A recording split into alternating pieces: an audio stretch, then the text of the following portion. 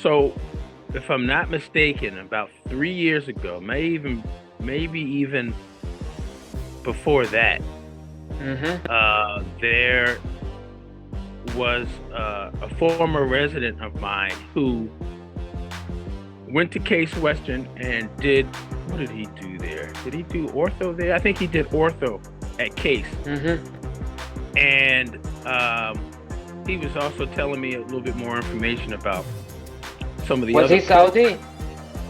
No, he wasn't Saudi. He wasn't Mm. foreign trained. He was U.S. Mm. trained, but he was sharing Mm. with me some of the things that Case was doing in other countries related to the residency Mm. program. So Case has Mm. pedo, ortho, Indo. endo, and they probably have another one. I just can't recall right now. But long story short,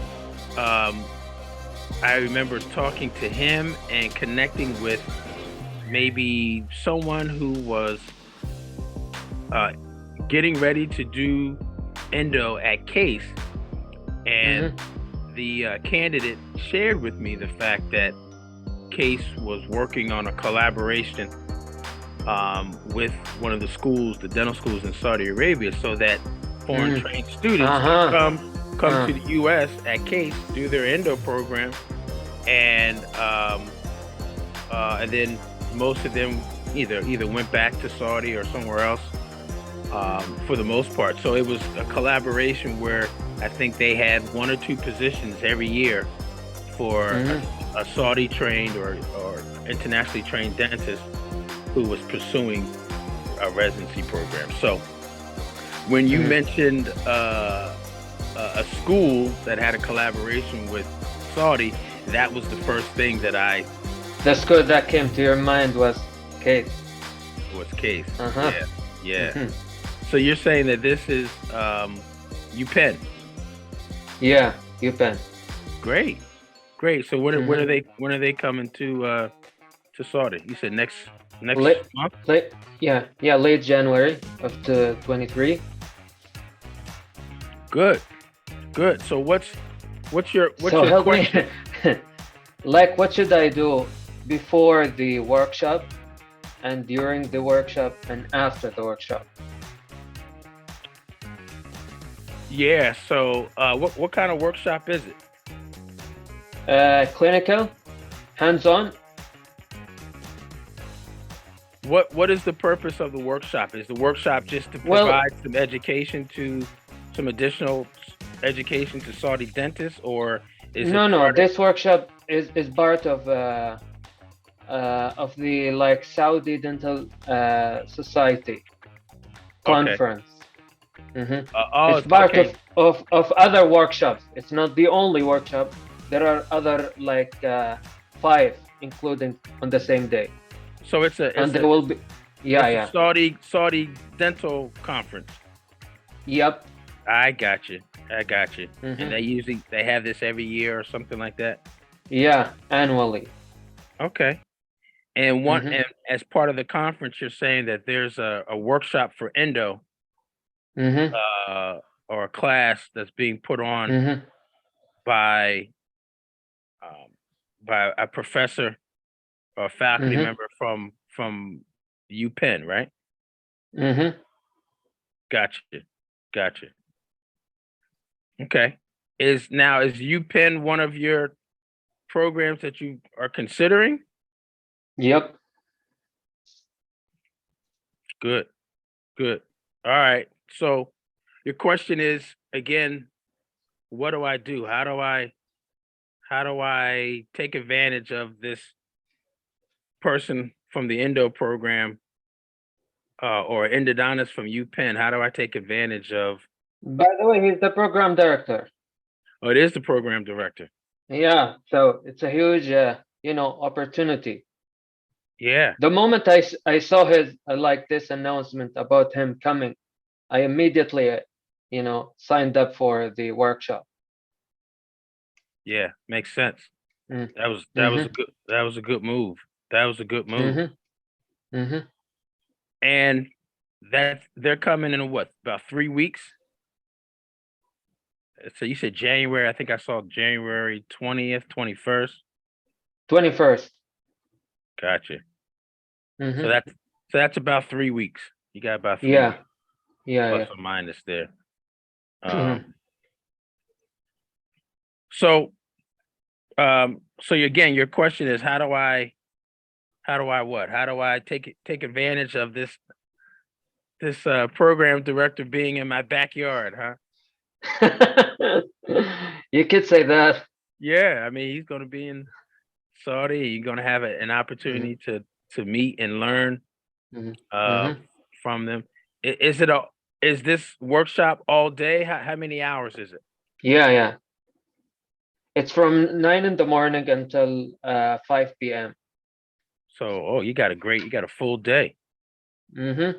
So you're going to be learning a lot, and you're probably going to have an opportunity and during the course of the workshop, you're going to have an opportunity to ask questions, be engaging, right? Be engaged in the content. There's probably going to be some content that you may have heard for the first time, I'm thinking. And is it hands-on too? Did you say it was hands-on? Yeah. So you're going to be able to ask a question, put up a hand, and maybe the lecturer and his or her team, if there's someone else that's going to be supporting them, maybe we'll walk around and kind of talk to you guys about different things. What's the topic? It's about a rotary file. It's about what? Revitalization of the root, or no. It's about a rotary file. Oh, Endo file. Rotary endo file. Okay. So the use of rotary endo files. Yeah. Well, man, I can think of a whole bunch of things to do, not only in preparation for the program director to give you the workshop, but also just as an upcoming participant in the CE course, right? It's almost and the approach is almost similar to how you would prepare for any class or assignment that is given to that were given to us when we were students in dental school. You remember, you had to read chapters 4, 5, and 6 because that is what's going to be presented in the class next week. Most of us may have started on chapter 4, but didn't get to 5 and definitely didn't get to 6. But when you go to class, so that means when you go to class, it'll be something that you would be hearing for the first time because you didn't do the assignment. You didn't read chapter 4, 5, and 6 before class. Because we know that if you read it before class and then the professor or the faculty members going over it and introducing it for the first time in class, when you go to class, that'll be the second time you would have heard or had the opportunity to become more familiar with that information, right? So that you can now you can now ask, some questions, and it'll be questions from a different level or basis of understanding versus just reading it, going through it the first time. Now you're building on what you already learned at home before class, and now you have the professors or the faculty members' interpretation and presentation. So I say all that to say you got some homework to do. Or at least that's what I would recommend. I would recommend, a little homework on rotary endo files, right? The history of rotary endo files, especially if you are currently using some already. I'm sure they're going to go over this in the presentation about the different types, and there may even be 1 or 2 brands that the endo program or that the program director at Penn is teaching, that they're teaching their residents. It may be it's one brand. Yeah. Yeah, it's one brand. So it's probably so this lecture is probably sponsored by that. Exactly. By that the company. the whole UPENN is sponsored by this company. Yeah. Yeah. Well, that makes sense. Mm-hmm. That makes sense. Well, and do you use this type of rotary endo file currently? I have used it like a couple of times, but not all the time. Yeah. Yeah. Okay. Hey, this is Dr. Darwin, your new dentist coach. Hey, look, it's residency time. It's residency application time. And the biggest question that a lot of people have is, how do I prepare my application? So look, if you're struggling in getting your information together, your CV, your personal statement, or you're ready but not prepared for your interviews, reach out to me ASAP, right? Through my group, Dental Residency Headquarters, we can help you. We can help you get ready for this residency cycle so that you're able to do this. We want you to match into residency cycle this year, all right? But you got some work to do. If you need some help with that application, shoot me an email at newdentistcoach@gmail.com. newdentistcoach@gmail.com. And through our program called Get Into Dental Residency, we can help you. We can help you, but you got to hurry up because residency application is right now. It's right now. So shoot me an email right now. All right, let's get back to this episode. And in the topic, in the lecture topic, I know you mentioned it's rotary endo files. Is it a particular, is there a particular subtopic? Is it related to navigating curved canals? Is it no, it's about disinfection, the root canal system. Mm-hmm. Okay, so canal system disinfection. Mm-hmm. Okay. Well, yeah, I mean, again, I would first just like you would in dental school, I would go over what you currently know or just gather some information that will support your knowingness when you're in class for the workshop. Right? It'll make you more informed just as a student or as a professional looking to add some additional knowledge and skill, things to your skill set. That would be the first thing I would do. The second thing I would do is you need to research the program director. Like do a deeper dive on this person. Who is the program director? Who does he or she like? What's their background? Do they have any research publications? Right? What's their focus related to endo? What's their interest? Their primary interest in endo, if you can find that out. You may be able to find some of that general information on the UPenn Endo Residency Program website, but you may have to dig deeper. You may have to go into LinkedIn. You may have to go just on Google Scholar and just basically just research the individual and see if his name or her name comes up in any related research publications that have already been circulating within the specialty, right? Yeah. I think that would be helpful. That's the second thing that would be helpful. The third thing would be helpful is, looking more into the program to see if there are anybody that you may know.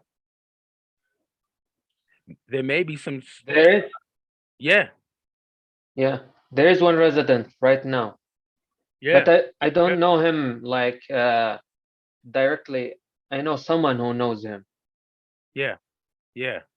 Yeah. Well, definitely maybe getting an opportunity to talk to them.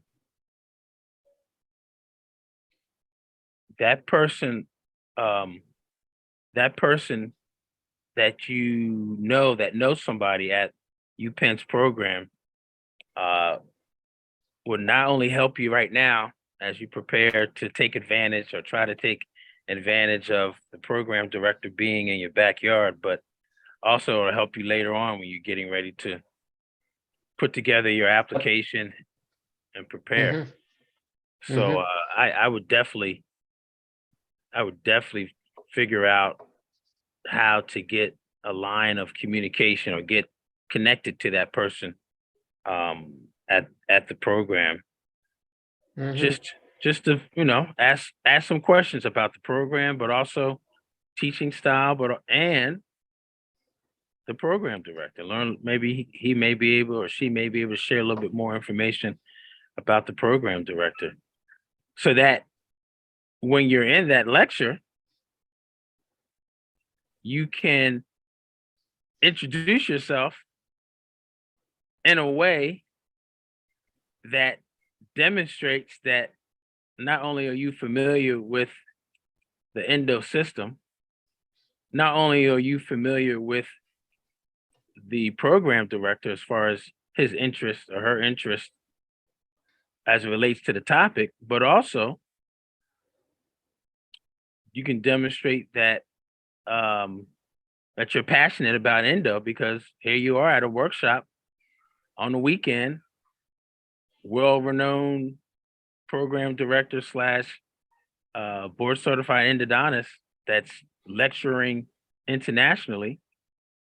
But you're demonstrating to them, and you're introducing yourself as someone potentially worthy of consideration as a candidate for their program.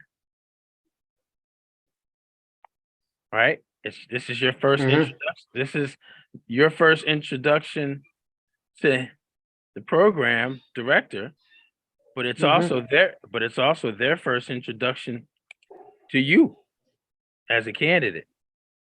Mm-hmm. And it's gonna go fast. I mean, even though the program, the workshop is from 9 to 5, it's gonna be a lot of content. I'm sure there's gonna be lunch, there's gonna be some breaks, and there are going to be other participants like yourself who are wanting to ask questions and engage with, you know, a colleague who's, you know, doing the presentation. So Mm-hmm. even though you have a long day, you won't have a lot of time to really talk, or you may not have a lot of time to talk with the director. So you got to make sure that when you get that opportunity, you're able to kind of, you know, take advantage of that, right? Uh, Mm-hmm. you know, by asking questions, maybe going up after one of the breaks in the presentation. You know, lots of times presenters will save some time after a section or after at the end for Q&A. You definitely want to be engaged in that.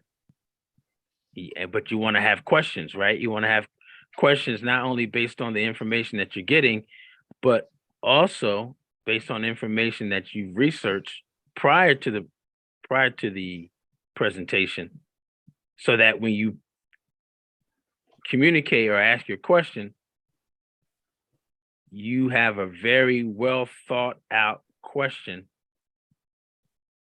that introduces you to the program director, or that introduces you on the perspective of, you know, oh, who's this guy? Oh, this is Dr. So and so.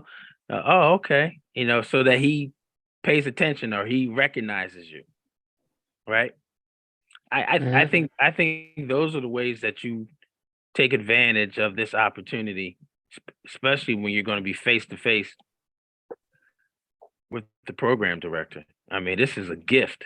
This Yeah. is a this is an endo residency candidate's gift to be able to have some type of engagement with the program director, and even though it's in a formal setting, but it's also kind of informal in the sense that it's a, you know, it's a presentation. But a great opportunity, man. Um, I would also, the fourth thing I would do is, you know, maybe ask some questions about the residency program if you're able to, at least one or two. You're probably not going to be able to get in a lot of time to ask a lot, but it could be geared in a sense, or it can be presented in a sense that's directly connected to the material that's being presented, right? So, for example, if they're talking about, one aspect of the shaping and irrigation and the disinfection of the canal system, you may be able to ask a question related to that is connected to how residents at UPenn are taught. You can say, hey, Dr. Smith, I know you said the canal system and A, B, and C. Is this a type of technique that the residents at UPenn, as part of their curriculum, this is how they're taught? See what I mean? Mm-hmm. And then that may lead to a secondary question is related to, of course, the residents. A secondary question could be along the lines of something that relates to curriculum and any updates or changes. It could be, hey, Dr. Smith, I know you mentioned this is part of what the residents are taught at UPenn. Are there any other new, or are there going to be any changes to the curriculum based on what you're presenting today, or based on things that you see coming up on the horizon? What are some things that may change in how the curriculum is delivered in the future? Yeah. Now you're getting the individual's attention, because it's like, okay, well, why is this guy asking me these questions?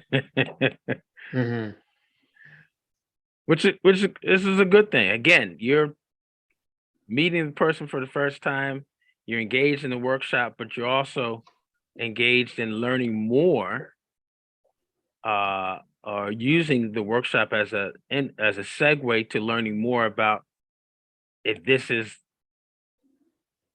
how residents are being taught as well.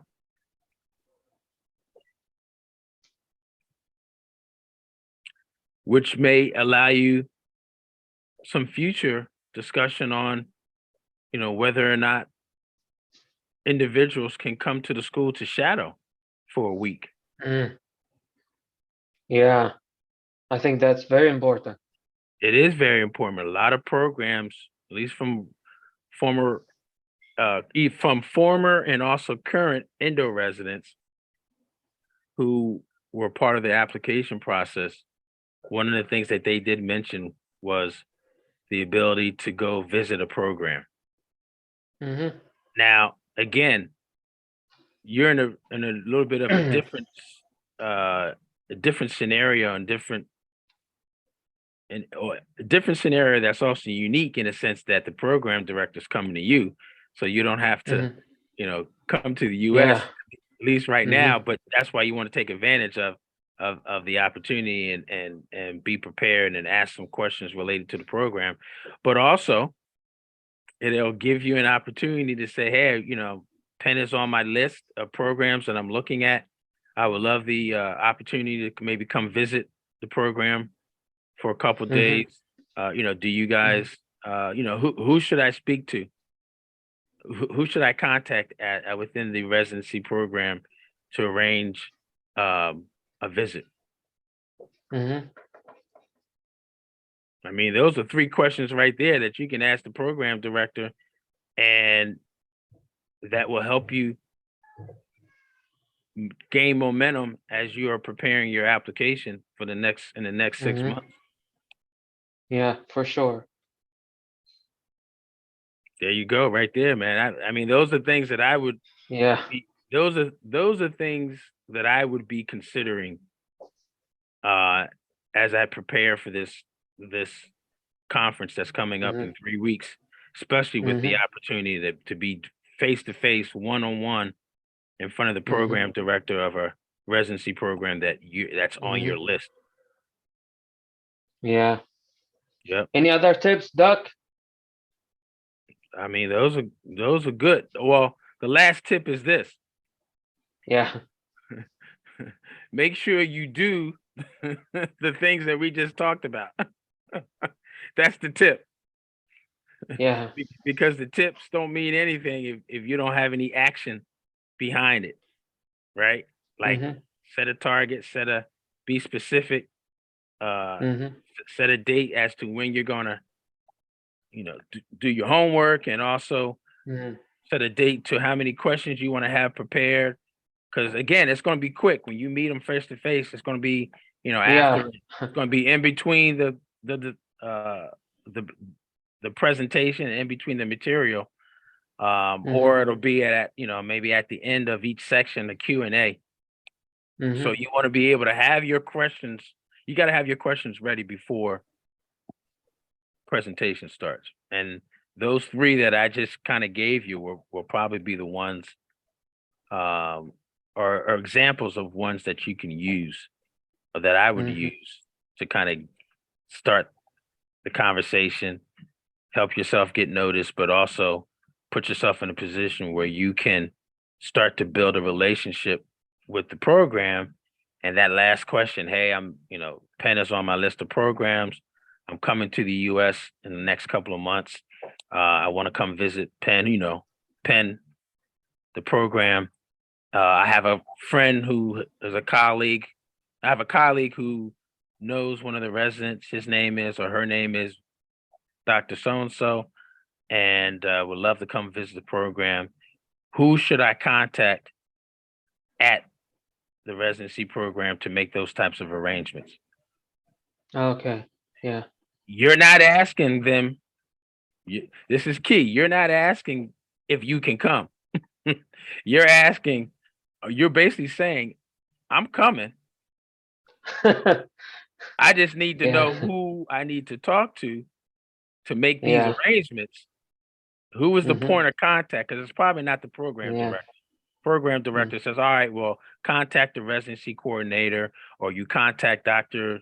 Williams, or whoever, but it's probably Mm-hmm. someone else, right? So what you're saying is, I'm coming. I just Yeah. need to know who is the person that is going to help me coordinate time, whatever, whatever, whatever, whatever, whatever. And usually this type of visits would be like 1 day or 1 week, or how many like Every days? program's different. Every program's different. Mm-hmm. It may be a day. Mm-hmm. I know some dental students have some things in their schedules, depending on what school they go to, where they can, you know, extern for a week. But Mm-hmm. it just depends on the individual endo residency program. So you got to go on the website. You got to go on the UPENN's website to find out more, Mm-hmm. and see if they've listed anything about visiting protocols or opportunities to visit the program. Some schools they have it on their website. Others they don't have it on their website. Right, right. That's why you want to ask Mm-hmm. the question at the Mm-hmm. conference and Mm-hmm. say, who do I contact at the program to set up a visit? Because Yeah.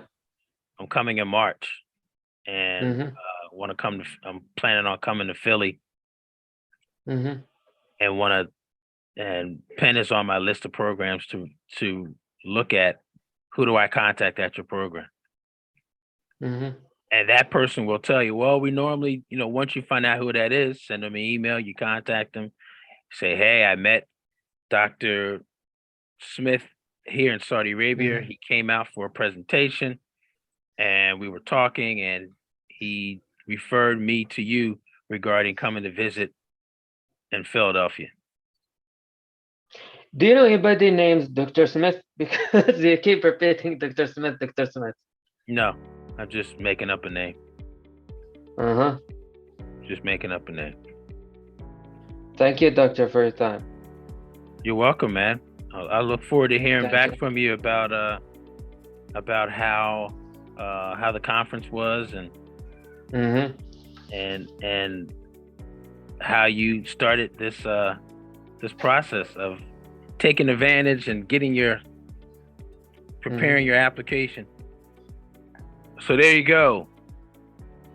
4 to 5 ways to take advantage of the opportunity of having a program director, a residency program director, right in front of you, one-on-one, direct contact, in an environment that's a little bit different from an interview environment, but in an environment where you can definitely take advantage of the opportunity to speak directly to a program director, especially a program that you're interested in.